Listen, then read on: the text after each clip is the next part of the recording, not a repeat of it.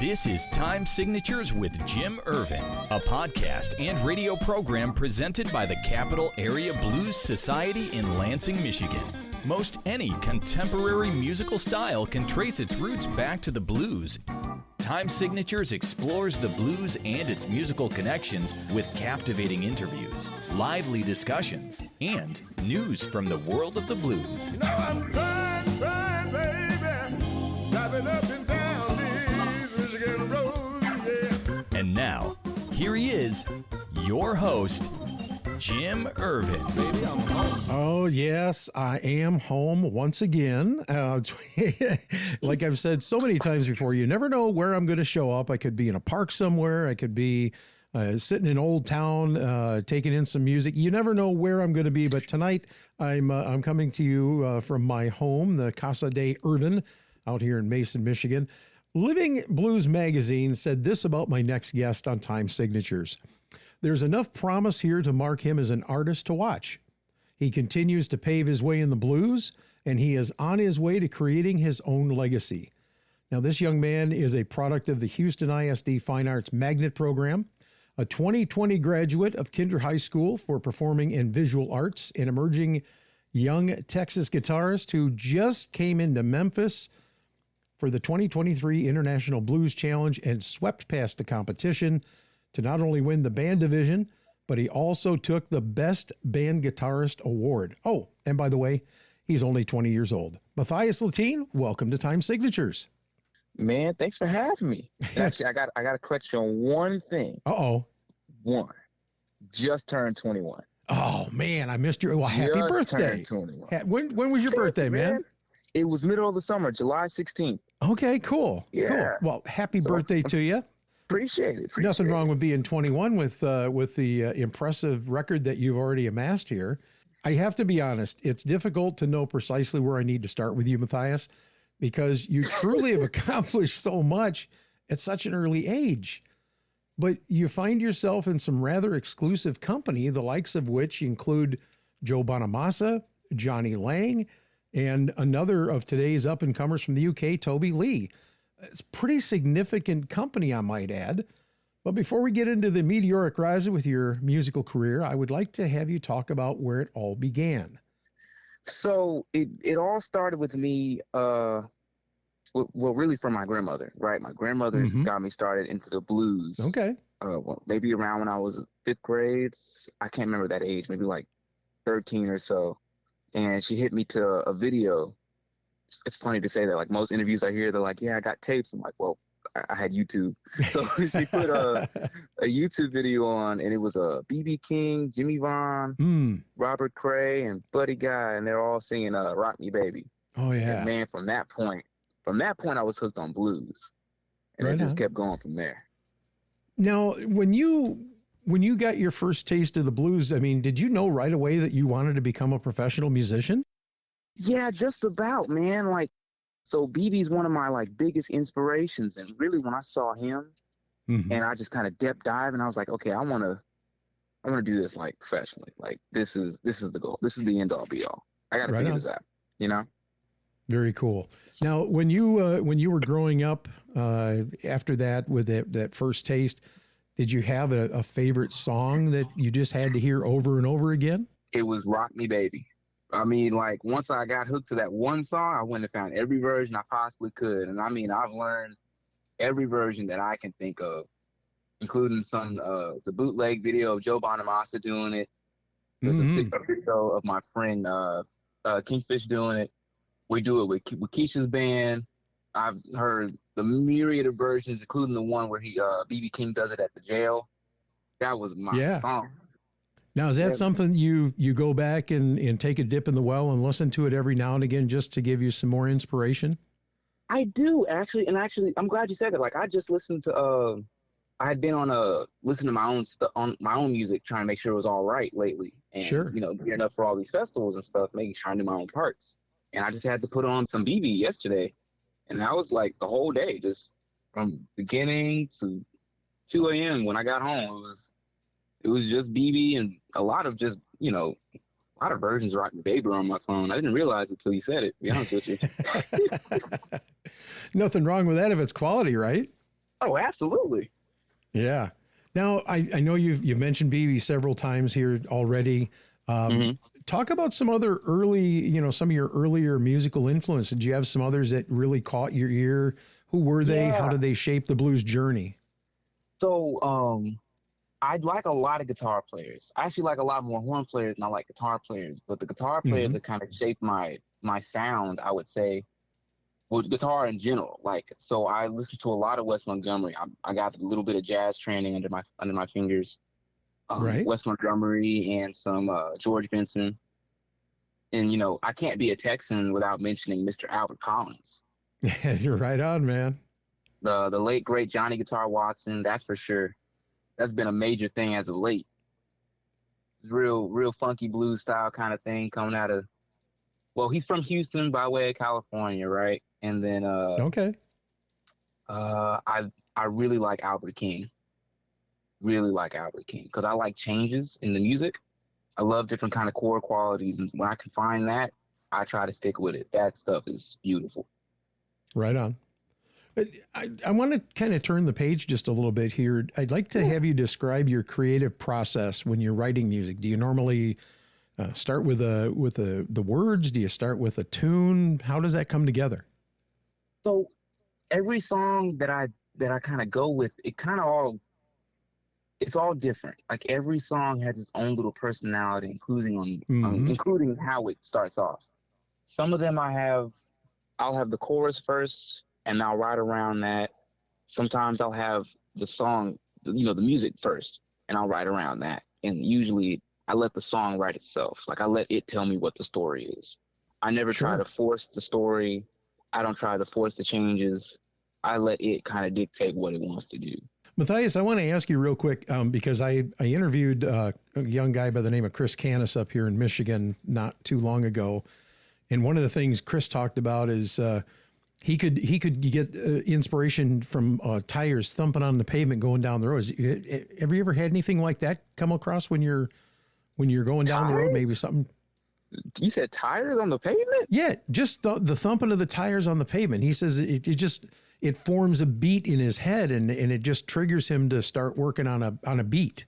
I can't say I've had that, but I know, like, I'll be driving and I'll have to turn off the music. I'm like, what's that sound? And it's like my head just like swirling about, there you go, song ideas. So I'll have that. It just seems like that people that write music, they find inspiration in some of the most strange and cool areas in their head. You know what I'm saying? Yeah, man. Like I won't go to sleep. Like I can't go to sleep listening to music or any of that because I constantly rearrange stuff as I'm listening. So I have to be careful about that. So otherwise you're going to be working all night, huh? All night long. I think there was one day where I actually did, like, because I had blackout curtains at the time. I did wake up. I didn't wake up. I didn't go to sleep. I was working from 8 p.m. and the next thing I know it was school time. It was like 6 a.m. in the morning. I was like, oh, well, guess we're skipping English.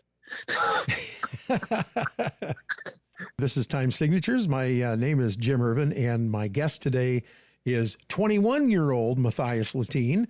Mathias, I am so enamored with your story. You were initially trained as a jazz guitarist before the blues caught your eye. And I'm just wondering, how do you incorporate that jazz knowledge and technique in your music? Because I'm telling you, man, you're not just a straight out blues player. There's some twists and some licks in there that definitely give a taste of the jazz in there as well. Yeah, man. I just try to throw it in if I can. Like I don't let it be too forceful, right? Like we have this song called Lose Some Weight. It's a 16-bar blues for the most part. And we got this bridge is in a different key. And so I like key changes a lot. So every time I can throw it in, I'll try to throw in maybe one or two different key changes. But the jazz stuff comes from that. Like a lot of jazz standards have these oddball key changes that are really, really nice to hear. Like there's a song called Oleo. Oleo has one of those. And the bridge is an entirely different key. It's up a third, I'm going to say. Yeah. And it starts going through the motions like that, and then we're back to the main thing. Nobody even realized. So I love those kind of qualities in the music. when they just seamlessly do it, and I try to slip it in there. Yeah. Very cool.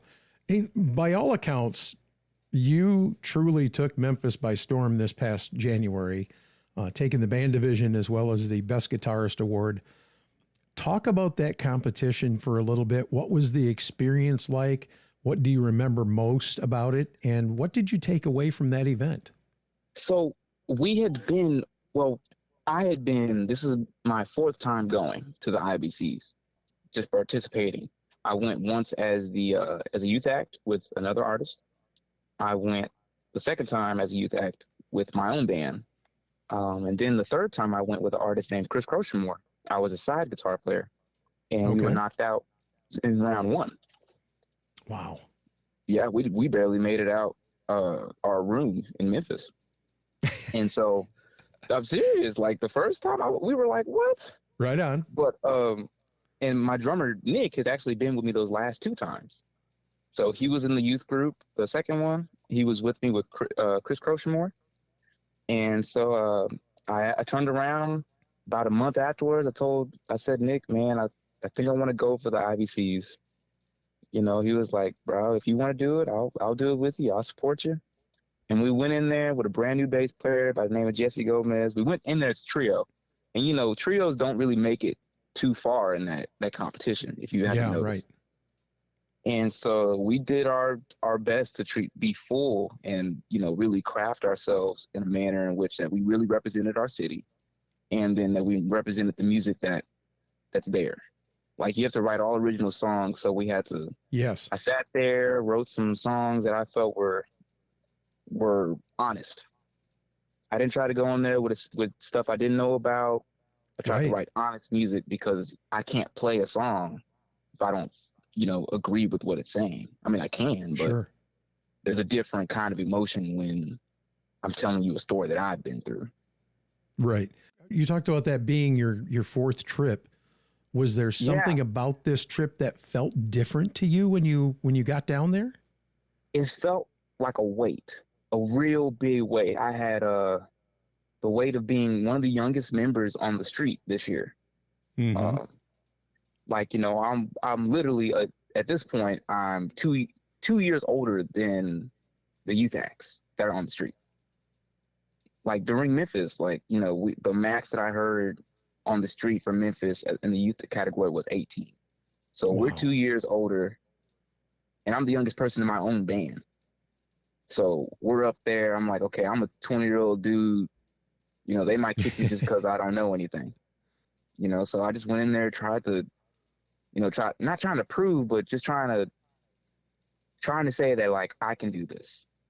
You know, it was more so like, it's a big fear. I'm coming from the 2018 international band that won was Keisha Pratt, and they live right here in the city in Houston. Everybody, we all live here in Houston. And, you know, I've been touring with the band for 3 years. So I've picked up a thing or two, but it doesn't mean I'm going to, you know, figure it out. So I just kind of play the game plan that I could figure out and go in there with the best I could. Because that's a lot of weight, man. We got 2 artists, Miss Diana Greenleaf and Keisha. And that must have felt like such a weight being lifted off when you walked away with it. Well, you know what? The weight that got me, one of my mentors, a big mentor of mine, is John Del Toro. He presents the Best Guitarist Award. Mm-hmm. And so when he first said the words, "I watched this young man grow up," I was like, he's not talking about me. There's no way. Because that's the guy that I mean, he let me come into the first jam session I've been to in 2013, when I was 13. Yeah, when I was 13, he was the first jam session I went to. He let me play on the stage, gave me pointers, and, you know, helped me, you know, craft my own tone, you know. Sure. And to win the Best Guitarist Award was way, that begun the whole, like, oh my gosh moment, you know. Mm-hmm. And to be in the top 3, first off, everyone that went in that Orpheum was just over the top phenomenal. Like, they really had me, Nick, and Jesse like, okay, we didn't get this. There's no way. To even know we were in the top 3, that's crazy. The fact that we won, man, it just made all of them like sleepless hours that we put together, like those rehearsals that went from 2 p.m. to 9 p.m. just worth it. Let me ask you, when you won that night, did you sleep? I didn't sleep till like maybe 3 a.m. and our flight was the next morning at 5. I can only imagine. I mean, that's like the pinnacle of what you've been working on for years.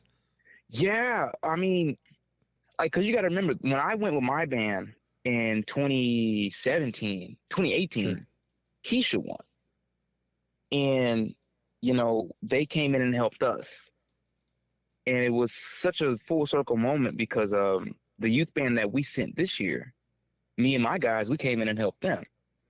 It was so surreal. It was like not copy and paste, but like, wow, we're putting our energy, our good energy into the world, and this was what happened, you know? And I know that had to feel good. Looking at your tour dates, and I've been peeking here. You've got the Heritage Blues Festival in Wheeling, West Virginia. And by the way, this weekend, yeah. When you're down there, I want you to look for a guy by the name of Ben Levin. Okay, he plays piano. Piano, oh. Yeah. Yeah. I think I talked to him at the BMAs this year. I interviewed him just a couple of days ago, and I told him to be looking for you, and he was excited to know that you were going to be there. So do me a favor and go up and tell him that Irv said hi. Would you do that for me? I sure will. I would appreciate that. So you've got the Heritage Blues Festival.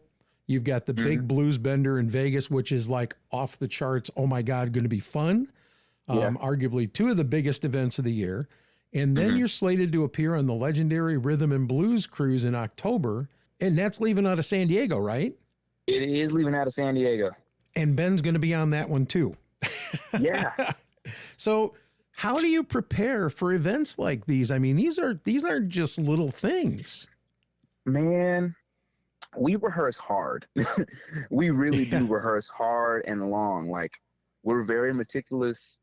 And the thing I love about working with the people I work with, they catch me when I'm wrong. Like, we do show notes and stuff like that. And they'll be like, hey, man, you kind of missed that lyric there. But hey, it happens to all of us. That's a big thing about it, man. If no one's accountable, then how can we keep moving forward? But, you know, we try our best to just give the show we can give, right? We get up there, all the work we put in, and we throw it out the window and just have some fun. Nothing wrong with that. Yeah, because at the end of the day, we want to make sure we're all having fun. If we're not having fun, y'all aren't going to have fun, like the people, you know? So that's a fact. That's the thing, you know? We write some good songs, go in there, give y'all what we got, and have some fun with it. You're listening to Time Signatures. I'm your host, Jim Ervin. I've got Mathias Lattin. He is the 2023 winner of the International Blues Challenge out of Memphis, Tennessee. And he is a Houston native. And I guarantee you, we are definitely going to be hearing a lot out of this guy. But I've got to start asking you a few questions here and just have a little bit of fun for a minute. Because like you said, if you're not having fun, I'm not having fun, right? Right. So let me ask you this. If you could have any big name blues artist on stage with you, past or present, who would it be and why? Okay. Can I get two? Yeah, absolutely. Okay. Albert King.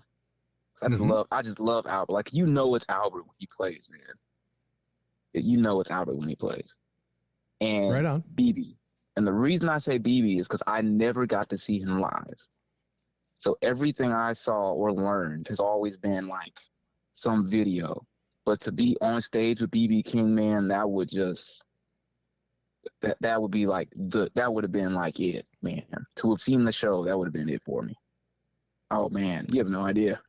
Yeah, well, I really do, because I sent my mom to see BB several years ago, and I've told this story before, and I'm not going to drag it out because people are going to go, yeah, we heard that already. I did not go with her. I said, you know what? I'll go next time. Well, unfortunately, next time didn't happen. Wow. But if there was one that I would love to see, it was absolutely BB. I did get to see Buddy Guy this year during his Damn Right farewell tour. The man still got it.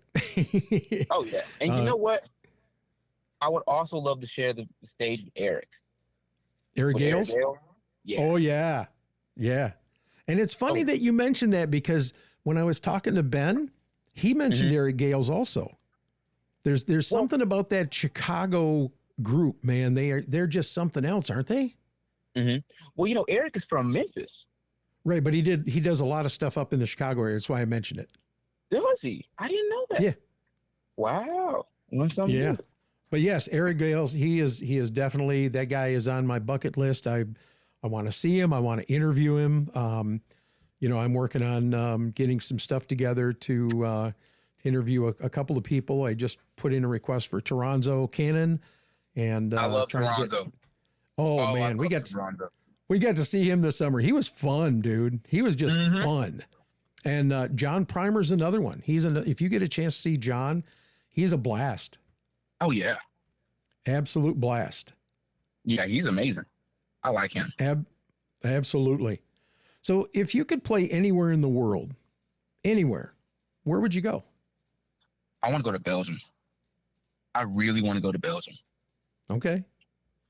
So my sister she played professional volleyball in France. So France would be number 2. But my number 1 has to be Belgium. I have no reason other than any excuse to have a Belgian waffle. a true Belgian waffle, right? A true Belgian waffle.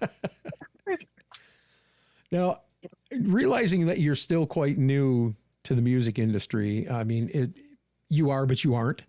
I would assume you're still finding your way, but how do you keep that balance of living in the public eye and in your private life now that you've reached this new level? I don't really talk about my private life too much. You know, in Houston, it's a different thing. Like, our blues scene is good, but it's not like, you know, walking down the street in Chicago. Walking, you see Kingfish and Clarksdale, and everybody knows where he lives, you know? Right on. It's not that. And we're so spread out. It's almost like, you know, I can still live regular life here, but I try pretty well not to mix the two.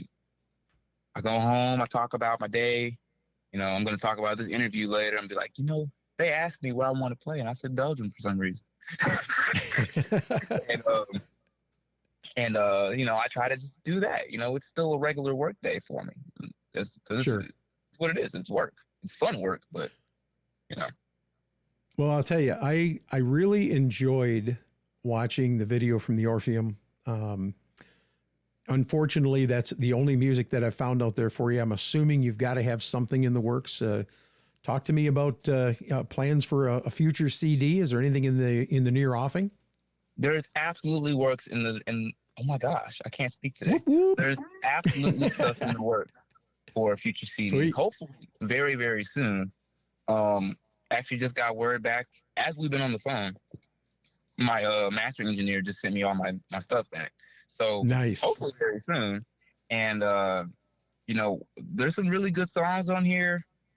Like we talked about how my musicality and all that, I think it really shows in both the best and the worst ways. And, you know, it's stuff I really stand by. You know, I may not have the same stories as some other people, but this is stuff that I really stand by and I really like. And that's always the hard part. I also produced the album myself. So. Well, yeah. And, you know, if I can give you one tiny piece of advice, man, be true to yourself, because I mean, what you guys put together for the competition, you know, for the IBC, obviously did the trick, man. I mean, why mess with it? If you know, do what works for you. Yeah, man, we're trying to make sure we do that, you know, just stick to being Mathias. I told my bass player, my drummer, like, you know, and we actually have an organ player. Okay. People keep asking me, like, so do you just not have a keyboard player? I'm like, no, we have him. Just, you know, we're just getting into this thing on the major platform, you know? Well, and to be honest and fair, I mean, you've got time to grow, you've got time to expand, you've got time to develop. And well, my thing is, man, I'm here for the ride. I want to learn it all. And, you know, obviously you can't live life without making mistakes. So I'm going to make a mistake somewhere. But, you know, I'm here for the ride, living and learning. And that's really what I want to make sure that I do. I want to make sure I'm living and learning, and that I'm passing on honest music to everybody. Right on. Mathias Lattin, I want to thank you so much for joining us on Time Signatures. We Absolutely. wish you all the best in your future. And by all means, when that CD comes out, reach out to me. I will buy one. Without hesitation. All you got to do is give me a call, and I will order. And I'm looking forward to hearing what you got going. So, Man, until next time. Well, I appreciate that, and we can bring you back on and talk about it too. But until next time, we appreciate everybody listening in, and we will see you soon.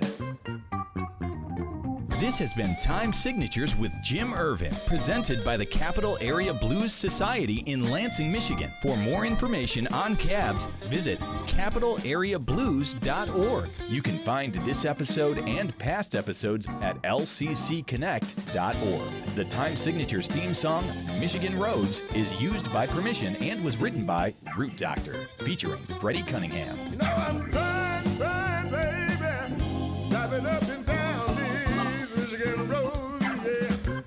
Until next time, keep on keeping the blues alive.